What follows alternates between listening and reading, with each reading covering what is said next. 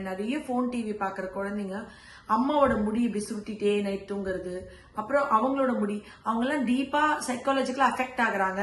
நிறைய phone TV பாக்குறதுனால இவங்களுக்கு இது பாதிப்பு வருதுன்றது கூட தெரியாம அந்த அம்மாங்க வந்து டெய்லி முடிய பிடிச்சுதான் என் குழந்தை தூங்கும், என் குழந்தைக்கு வந்து என் முடியை பிடிச்சிக்கிறது ஒரு பழக்கம் இருக்கு, என் குழந்தை வந்து என்கிட்ட அவ்வளவு அட்டாச்சு அப்படின்னு தவறா நினைச்சிட்டு இருக்காங்க. அவங்களுக்கு இது எப்படி புரிய வைக்கிறதுன்னு தெரியாம நிறைய தடவை நான் ரொம்ப கஷ்டப்பட்டிருக்கேன்.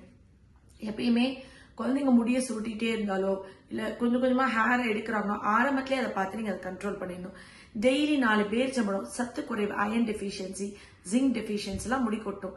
ஸோ என்ன பண்ணணும்னா டெய்லி வந்துட்டு குழந்தைங்களுக்கு ஒரு 4 பேரிச்சம்பழம் கொடுக்கணும், முருங்கைக்கீரை சூப் கொடுக்கலாம், தலைமுடிக்கு கருவேப்பிலை, முருங்கைக்கீரை, சின்ன வெங்காயம், பெரிய நெல்லிக்காய் 4 ஒவ்வொரு கைப்பிடி எடுத்து மிக்சியில் அரைச்சிட்டு சுடுதண்ணி கழிச்சு சூடு பண்ணிட்டு தலைக்கு குளிச்ச தலையில நல்லா தேய்ச்சி மசாஜ் பண்ணி விட்டு ஒரு 10 மினிட்ஸ் கழிச்சு பேலஸ சொல்லுங்க.